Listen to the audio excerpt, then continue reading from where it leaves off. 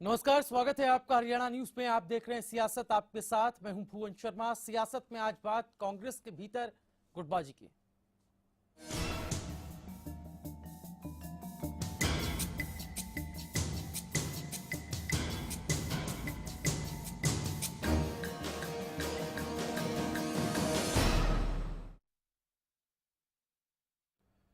तो कांग्रेस के भीतर गुटबाजी है, ये बात गाये बगाए सामने आ ही जाती है। आज गुड़गांव के अंदर भी एक ऐसा इंसिडेंट हुआ है, ऐसी घटना हुई है जिससे एक बार कांग्रेस की गुटबाजी खुले तौर पर सामने आई है। लेकिन एक दूसरा पहलू, कांग्रेस का तीसरा चेहरा कौन, ये सवाल हम क्यों उठा रहे हैं आपको बताएंगे। शकील अहमद ने इस बारे में क्या कुछ कहा, देखिए रिपोर्ट। रूप से पॉलिटिक्स में ये होता है कि हमारी आइडेंटिटी बने, उनकी आइडेंटिटी बने, हमको ज़्यादा हमारे साथी हैं, हमारे ज़्यादा फॉलोअर हैं, ये नेचुरल है पॉलिटिक्स में। ये सियासत है। इस सियासत में अहम हावी हो रहा है, कभी ओहदे के लिए तो कभी वर्चस्व के लिए। सियासत में बात आज हरियाणा कांग्रेस के भीतर चल रहे सियासी खेल की करेंगे, जिसकी खबर तो सबको है लेकिन फिक्र किसी को नहीं। कांग्रेस को जिस तरह से अपनी पोजीशन कंसोलिडेट करनी चाहिए थी, वो अभी तक नहीं कर पाई है। दो ग्रुप्स देख रहे थे, एक तरफ हुड्डा जी, दूसरी तरफ मिस्टर तंवर, वो आज भी दिखाई देते हैं। लोग को बिल्कुल कोई तीसरे अल्टरनेटिव की तरफ नहीं जाए, इसलिए हमने भी अपने कांग्रेस के साथियों से कहा है कि अगर आप यूनाइटेड नहीं रहेंगे तो कहीं लोग तीसरी तरफ नहीं चले जाएं। इसलिए हरियाणा के अपनी पार्टी के भी भलाई के लिए, और अगर आपकी पार्टी अच्छी है तो हरियाणा के लोग आपका शासन याद करते हैं, तो हरियाणा के लोगों को अच्छा शासन देने के लिए, हरियाणा के लोगों की सेवा के लिए आप कम से कम यूनाइट होइए। अभी तक तो बात चली है, उन लोगों ने कहा है, दोनों एग्री किए हैं कि हम लोग मिलकर साथ काम करेंगे। देखिए कितने दिन हम लोग उसमें सफल हो पाते हैं। गुटबाजी के समंदर में हिचकोले खा रही हरियाणा कांग्रेस की नैया पर नजरें पार्टी के आला नेताओं की है। टोपी और पगड़ी का खेलने वाले निगरानी में है। हालात ऐसे ही रहे तो निगरानी निशाने में तब्दील हो सकती है। लेकिन अगर नहीं होगा तो एक ऑप्शन की तरफ देखेगी कांग्रेस। देखिए, हम निगेटिव नहीं सोचते हैं, रूल आउट भी नहीं करते, रूल आउट भी नहीं करते सर। ऑप्टिमिस्टिक किस्म का आदमी हूँ। सही है, लेकिन उसके बावजूद हम ऑप्शन की बात कर रहे हैं। कांग्रेस के अंदरूनी वॉर ने सूबे की सियासत में खूब खलबली मचाई है। पार्टी के अपने ही नेताओं की नीयत और नीतियों पर सवाल उठते रहे हैं। सत्ता गई, कुर्सी गंवाई, फिर भी गुटबाजी का मर्ज नहीं निकला। अहमियत, अहम और ओहदे की लड़ाई में दिन ब दिन बौनी होती पार्टी अपनों के ही हाथों कठपुतली बन गई है। न संगठन का लिहाज रहा और न जनता का। पगड़ियों के रंग बदले, रैली में थैलियां भी चली, हुटिंग हुई और फिर शिकायतें भी हुई। एक बार नहीं, दो बार कांग्रेस की रैली महज गुटबाजी का शिकार बनकर रह गई। इस बार फाइनल वार्निंग जारी कर दी गई है, संभलने की हिदायत दी गई है, और अगर अब भी नहीं संभले तो पार्टी में किसी तीसरे खिलाड़ी की एंट्री हो सकती है। गुटबाजी, मनमुटाव, अहम, ताकत और रुतबे से भरपूर हरियाणा कांग्रेस संगठन और एकजुटता की लड़ाई लड़ रही है। सवाल यह है कि राह में जब अपने ही अड़े हों तो क्या इन हिदायतों से गड्ढे में फंसी गाड़ी निकल पाएगी, या फिर वाकई अब पार्टी में किसी तीसरे खिलाड़ी की जरूरत आन पड़ी है। Bureau report, Haryana news. तो सुना आपने हरियाणा कांग्रेस के प्रदेश प्रभारी शकील अहमद को। वो कह रहे हैं कि उम्मीद हम भी कर रहे हैं कि सब कुछ ठीक हो जाएगा, तो उम्मीद के भरोसे कांग्रेस भी है, ये कहना गलत नहीं होगा। लेकिन जब जब गुटबाजी की बात होती है तो कांग्रेस हाईकमान का भी जिक्र होता है। ये कहा जाता है कि सब कुछ देखकर भी हाईकमान चुप क्यों है। एक तौर से हम कह सकते हैं कि पहली बार हरियाणा न्यूज पर ही इस तरह से कांग्रेस के किसी बड़े नेता ने गुटबाजी की बात को अप्रत्यक्ष तौर पर मान लिया है। हमारे साथ कांग्रेस के प्रवक्ता विजेंद्र सिंह काद्यान इस वक्त फोन लाइन पे हैं। विजेंद्र सिंह जी, स्वागत है आपका। धन्यवाद। विजेंद्र सिंह जी, इस खबर को आपने सुना, इस रिपोर्ट को आपने सुना जिसमें शकील अहमद साहब का इंटरव्यू था, उसके कुछ अंश हमने दिखाए। वो ये कह रहे हैं कि तीसरा जो चेहरा है प्रदेश कांग्रेस के अंदर गुटबाजी है, ये वो बात मान रहे हैं। और दोनों ही नेताओं का, भूपेंद्र सिंह हुड्डा और अशोक तंवर, वो कह रहे हैं इन दोनों को ही हमने समझाया भी है, दोनों के समर्थकों को भी समझाया है, लेकिन देखते हैं ये कब तक कामयाब हम हो पाते हैं। तो एक इतना संशय, इतना कॉन्फिडेंस कम है अभी भी कांग्रेस के अंदर, कैसे कांग्रेस आगे बढ़ पाएगी? और जो तीसरे फेज का हम बार बार जिक्र कर रहे हैं, क्या आपको लगता है वाकई में तलाश अब तीसरे फेज की कर देनी चाहिए कांग्रेस को शुरू? ऐसा है जी कि जो बात आपने हमारे आदरणीय नेता शकील अहमद जी के लिए कही है कि पार्टी में एकजुटता नहीं है, जी मैं ये समझता हूँ कि इतने सीनियर नेता शायद ही ऐसी बात कह सकते हैं। लेकिन जहाँ तक एकजुटता की बात है, हमारी पार्टी बहुत लंबी चौड़ी एक राष्ट्रीय पार्टी है। हर नेता अपने अपने तरीके से संघर्ष में जुटा हुआ है। अगर कोई नेता संघर्ष करता है तो उसका मतलब ये नहीं होता कि कहीं एकजुटता नहीं है। आज प्रदेश के अध्यक्ष डॉक्टर अशोक तंवर हैं। जी कल हमारी कार्यकारिणी की बैठक भी उन्होंने 10 बजे पार्टी ऑफिस चंडीगढ़ में बुलाई है। हर आदमी, हर कार्यकर्ता या कार्यकारिणी का ठीक सदस्य है विजेंद्र सिंह जी, वो प्रदेश प्रभारी हैं, उनका अपना एक दायित्व है, संगठन ने उनको काम सौंपा है। लेकिन हम तो आपको ये बता रहे हैं, हमारे पास तो बयान है, हमारे पास वो इंटरव्यू है पूरा, जिसमें वो ये कहते हैं कि हमने दोनों नेताओं को समझाया है और हम कब तक कामयाब होंगे इसमें यह हमें भी देखना है।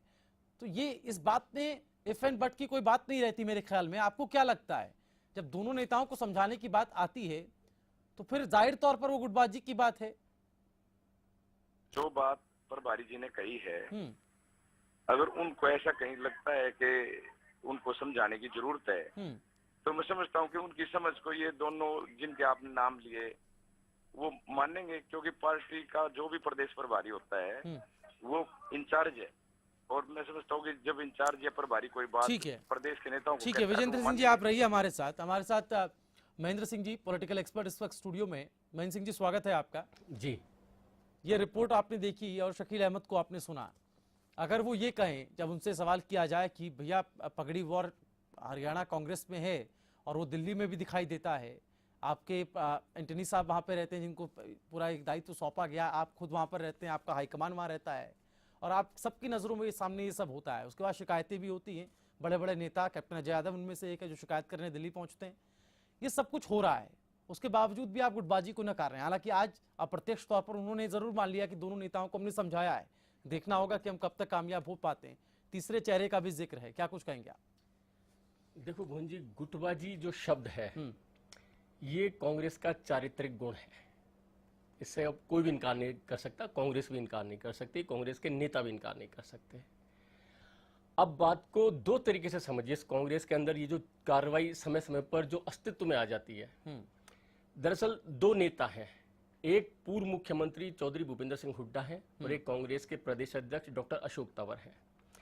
एक को चिंता है कांग्रेस के अंदर अपने जनाधार को बचाए रखने की, एक की लड़ाई है कि कांग्रेस के अंदर अपने जनाधार को न सिर्फ बनाने बल्कि बढ़ाने की भी। ये दो प्लेटफॉर्म पर दो तरह की लड़ाई चल रही है और ये जो लड़ाई है ये पूरी हाई कमान के इशारे पर है, इससे कोई इनकार नहीं कर सकता। अगर कोई इनकार करेगा, डॉक्टर अशोक तंवर हरियाणा प्रदेश कांग्रेस के अध्यक्ष हैं, किसके नियुक्त किए हुए हैं?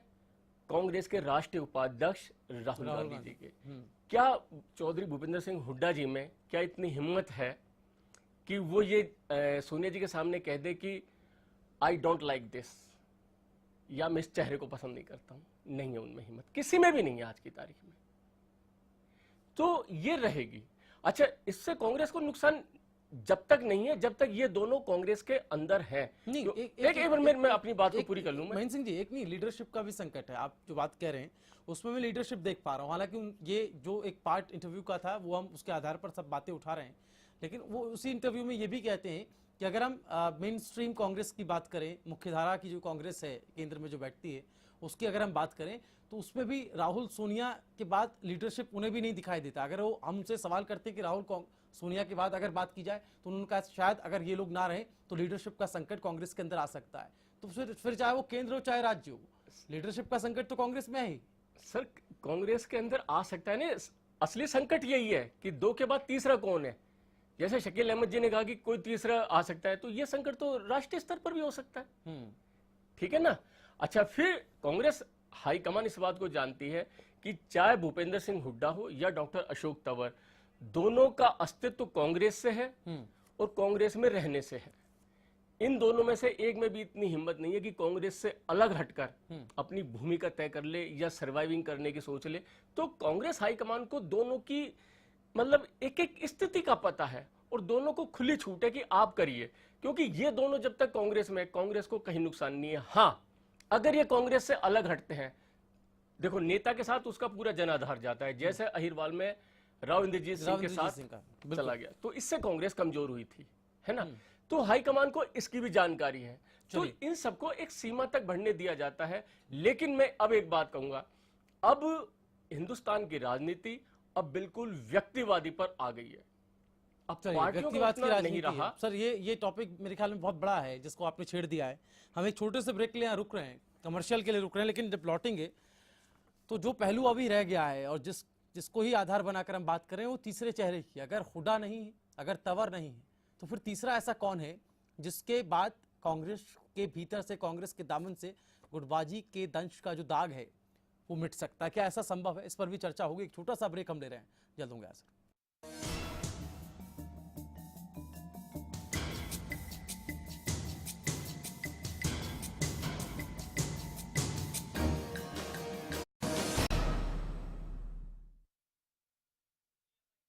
फसलों पर स्प्रे के दुष्प्रभाव ने पशुओं के थनों में सूजन, गांठ, एक थन का सो जाना, खून आना व दूध कम हो जाना आदि बहुत सी बीमारियों को जन्म दे दिया है। इसलिए मैं आपको ये सलाह देना चाहता हूँ कि आप अपने सभी पशुओं के हर ब्यांत पर सोमधारा योग का एक कोर्स जरूर करवाएं। आज ही लेकर आइए पशुओं के थनों की हर बीमारी का एक कामयाब इलाज, सोमधारा योग। सरकारी नौकरी मिलती नहीं या आप लेते नहीं, बेरोजगार रहने के दो कारण हैं। या तो आप कोशिश नहीं कर रहे या आपकी दिशा गलत है। सरकारी नौकरी कैसे पाई जा सकती है, देखिए हमारा खास कार्यक्रम कैसे पाएं सरकारी नौकरी, हर रोज दोपहर 2:30 बजे।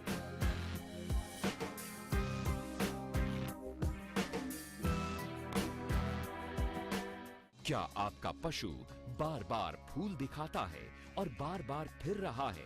इसका मतलब है कि उसका गर्भाशय कमजोर है। इसके लिए अपने पशु को दें गोधन आयुर्वेदिक औषधि, जिसमें है अबरक, लौह व वंग भस्म, जो दे आपके पशु के गर्भाशय को ताकत, जिससे पशु में फूल या पाछा दिखाने की समस्या दूर होती है और पशु स्वस्थ बच्चे को जन्म देता है। गोधन का पूरा कोर्स, एक विश्वसनीय औषधि। ब्रेकिंग न्यूज, 10 सालों से हरियाणा का लोकप्रिय चैनल अब डिश टीवी पर भी उपलब्ध। डिश टीवी के चैनल नंबर 804 पर देखिए हरियाणा न्यूज, सच के साथ, खबरें बेबाक। आप हरियाणा न्यूज को लाइव भी देख सकते हैं, कहीं भी, कभी भी।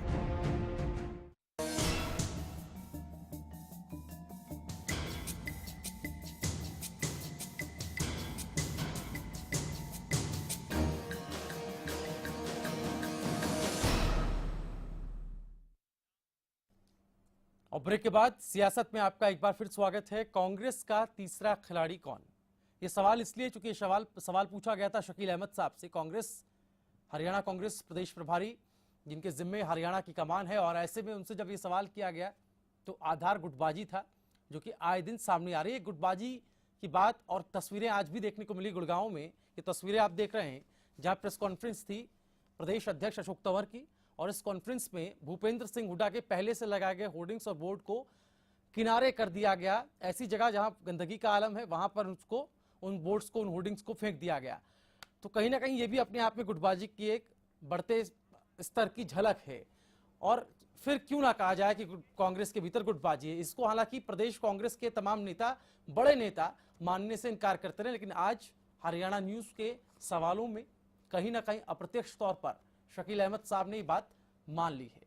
महेंद्र सिंह जी, आज भी ये इंसिडेंट हुआ है और जो बातें की जा रही हैं, लेकिन मैं चाहूंगा डिबेट को तीसरे खिलाड़ी पर लाया जाए। आपको लगता है प्रासंगिकता अब ऐसी हो गई कांग्रेस के अंदर कि तीसरे चेहरे को आपको लाना ही होगा, नहीं तो फिर आप रसातल की ओर चले जाएंगे? देखो भुवन जी, एक चीज को समझ लीजिए, डॉक्टर शकील अहमद ने ये जो तीसरे चेहरे की जो बात कही है हरियाणा न्यूज से इंटरव्यू में, दरअसल ये उनका एक रूटीन का स्टेटमेंट आप समझिए। उन्होंने जो कहा है इसको कांग्रेस का हर व्यक्ति जानता है, इस स्टेटमेंट के मायने क्या है। कोई इन दोनों के अलावा तीसरा अभी हाल फिलहाल कोई भी नहीं है जब तक डॉक्टर अशोक तंवर है। इस चीज को बहुत अच्छे तरीके से समझ लीजिए। सिर्फ एक कार्यकर्ताओं निचले स्तर तक ये दिया है कि भाई या तो सुधर जाओ नहीं तो हम तीसरा लाएंगे, है ना। लेकिन तीसरा ऐसा कुछ भी नहीं है, कोई मतलब नहीं है। सबों को पता है डॉक्टर शकील अहमद के इस बयान के क्या मायने हैं। हाईकमान भी जानता है, डॉक्टर शकील अहमद भी जानते हैं, चौधरी भूपेंद्र सिंह हुड्डा भी जानते हैं, डॉक्टर अशोक तंवर भी जानते हैं, और दूसरे कांग्रेस के नेता भी जानते हैं कि इस बयान के क्या मतलब। कुछ नहीं, एक रूटीन का स्टेटमेंट है, इससे ज्यादा इस स्टेटमेंट की कोई कहानी नहीं है। अब आज जो गुड़गांव में जो कमान सराय में हुआ, ये होना ही था और आगे भी होगा, क्योंकि जो हुआ है उसके पीछे गुड़गांव के अंदर वो तमाम कांग्रेसी जो अपने अपने विधानसभा क्षेत्र में टिकट की बाट जो रहे थे कि उनको पूरा विश्वास था कि टिकट हमको ही मिलेगा, उन्होंने इसके लिए चौधरी भूपेंद्र सिंह हुड्डा के ऊपर हर तरह का इन्वेस्टमेंट किया, अपनी एनर्जी का, अपने समय का, अपने पैसे का, यानी कि हर तरीके का इन्वेस्टमेंट किया, लेकिन उन्हें वो चीज नहीं मिली जो वो हुड्डा साहब से चाह रहे थे। अब हुआ क्या है कि इस तरह के तमाम लोग एक मंच पर आ गए हैं। अब वो किसी भी सूरत में चौधरी भूपेंद्र सिंह हुड्डा जी को अब देखना नहीं चाहते हैं, और ये सारा इस क्षेत्र के कांग्रेस के ये पूर्व मंत्री के इशारे पर हो रहा है। चलिए, ऐसा ये एक इंडिकेशन, एक मैसेज जो है वो गया। हमारे साथ इनेलो विधायक वेद नारंग जी इस वक्त फोन लाइन पे हैं। वेद नारंग जी, स्वागत है आपका। नमस्कार जी। वेद नारंग जी, मसला कांग्रेस का है, हो सकता है उसका अंदरूनी ये मसला हो, आप भी ऐसा ही कहें कि इसका अंदरूनी मसला, लेकिन बतौर विपक्ष में, और कांग्रेस भी चूंकि आप ही के तरफ साइड में आ गई है, ऐसे में आपको क्या लगता है कांग्रेस एकजुट कब हो पाएगी? गुटबाजी की खबर आज भी सामने है, हमारे गुटबाजी की कुछ तस्वीरें आज भी गुड़गांव से देखने को मिली है। गुटबाजी का दंश कांग्रेस के भीतर से छूटेगा या नहीं, आपको क्या लगता है? देखिए, कांग्रेस आज हाशिए पर चली गई है और कांग्रेस के सभी बड़े नेता सिर्फ दिल्ली दरबार की हाजिरी लगाने में व्यस्त हैं और आपसी फूट का ही उन्होंने आज तक राज के लिए काम किया, चाहे वो राज में रहते हैं चाहे बिना राज के रहते हैं। कांग्रेस में हमेशा ही फूट रहती है, उन्हें जनता के भलाई से कुछ लेना देना नहीं है। और आज भी जो हो रहा है वो सभी लोगों की नजर में अब हरियाणा की जनता ये जान चुकी है, और आज इंडियन नेशनल लोकदल पार्टी की तरफ हरियाणा की जनता की नजर है, और आने वाला समय इंडियन नेशनल लोकदल का ही होगा। चलिए, ठीक है। महेंद्र सिंह जी, जी, ये तो तीसरे खिलाड़ी की हम बात कर रहे थे। आपने कहा कि रूटीन के स्टेटमेंट, इससे ज्यादा कुछ, लेकिन वो ये भी कहते हैं कि हमने समझाया है, हमने बात की है, एक और देखिए कब तक हो पाता है। मतलब ये एक नेगेटिव स्टेटमेंट लग रहा है। देखो कि देखिए कब तक हो पाता है, मतलब वो खुद भी अपनी बातों पे उनको खुद भी भरोसा नहीं है। देखो, या फिर जो क्रियाकलाप पार्टी के हो रहे हैं, हाईकमान जो चीजें कर रहा डॉक्टर शकील अहमद अपने सवाल में ही खुद जवाब दे रहे हैं, देखिए कब तक हो पाता है ना। इसका मतलब क्या है, उम्र में छोटे हैं डॉक्टर अशोक तंवर, हो सकता है डॉक्टर शकील अहमद की बात उन्होंने सुन ली हो। चौधरी भूपेंद्र सिंह हुड्डा से उनको वो रिस्पॉन्स नहीं मिला है जो वो चाहते थे, इसीलिए उन्होंने अपनी लाचारगी प्रकट किया इंटरव्यू में। बहुत सीधा सा इंडिकेशन है ये कि देखते हैं, नहीं तो इससे ज्यादा कुछ नहीं है इसके मायने। अगर ऐसा हो रहा है, अगर ये लाचारी दिखा रहे हैं, तो फिर विकल्प क्या है? अच्छा, प्रदेश प्रभारी जो होते हैं उनकी भूमिका, प्रदेश अध्यक्ष और बड़े सीनियर नेता है, उनको सबों को पता है कि प्रदेश प्रभारी की भूमिका क्या होती है। दरअसल वो प्रदेश इकाई और हाई कमान के बीच की एक कड़ी होती है। भाई इसका संदेश उनको पहुंचा देंगे और उनका संदेश इनको पहुंचा देंगे, इससे ज्यादा उनका कोई काम नहीं होता है, क्योंकि वो कुछ भी नहीं कर सकते हैं। डॉक्टर शकील अहमद हरियाणा प्रदेश कांग्रेस के अंदर आप संदेश का आदान प्रदान कर सकते हैं, इससे ज्यादा कोई कहानी नहीं है। तो सब निश्चिंत है। एक घटनाक्रम आपको याद होगा, आपके साथ ही शायद डिबेट हमारी हुई थी, एक घटनाक्रम हुआ था। उस घटनाक्रम में ये हुआ था कि दिल्ली में एक बार फिर से पगड़ी वॉर शुरू हुआ था जी, और उसके काफी समय बाद कैप्टन अजय यादव उस चीज को लेकर एंटनी साहब से मिलने बिल्कुल मेरे साथ ही हुई, आप ही के साथ वो डिबेट हुई थी। एक वो घटनाक्रम था कि एक सीनियर लीडर निकल करके, जो वरिष्ठ मंत्री रहा यहाँ हरियाणा का, अहम जिम्मेदारियां उनको सत्ता के दौरान दी गई, और वो खुद जाकर चल के जाते हैं दिल्ली, एंटनी साहब से बात करते हैं, शिकायत करते हैं दूसरे नेता की, जी, साफ तौर पर नाम भी लेते हैं जी। ये सब हो रहा है, आपको क्या लगता है हाईकमान क्या सोचता है? मैं उसकी परवाह नहीं करता हूं, हम उसकी बात नहीं कर रहे हैं, लेकिन कांग्रेस किस दिशा में आगे बढ़ रही है? अगर ये सब होता रहा तो आगे आने वाले वक्त में कांग्रेस किस जगह खड़ी होगी? आगामी 4 सालों के बाद जब चुनाव होंगे, जब कांग्रेस कितनी मजबूत होगी या कमजोर होगी, आपको क्या लगता है? अगर इसी तरह का नेतृत्व को लेकर के संकट कांग्रेस के अंदर रहा, असमंजस रहा कि एक तरफ हुड्डा गुट रहा, एक तरफ तंवर गुट रहा, एक तरफ किरण चौधरी रहे, एक तरफ कैप्टन अजय यादव रहे, तो कैसे होगा? देखो भुवन जी, इन तमाम बातों को अगर एक तरफ रख दिया जाए, कांग्रेस के लिए आज अगर सचमुच में अगर कांग्रेस कुछ करना चाहती है, उसका समाज से संवाद कट गया है जी। जब तक समाज से संवाद की पुनर्स्थापना नहीं होगी, इतने कांग्रेस कोई भी दिशा नहीं ले सकती। इसलिए कांग्रेस के लिए आज ये जरूरी है कि वो समाज से संवाद स्थापित करे कि समाज कांग्रेस को कहां देखना चाहता है। सर, मजबूरी है, आपको रोक रहा हूं मैं, वक्त की पाबंदी हमारे साथ है, लेकिन बहुत शुक्रिया आप इस पूरी डिबेट का हिस्सा बने। तो फिलहाल सियासत में इतना है, लेकिन चलते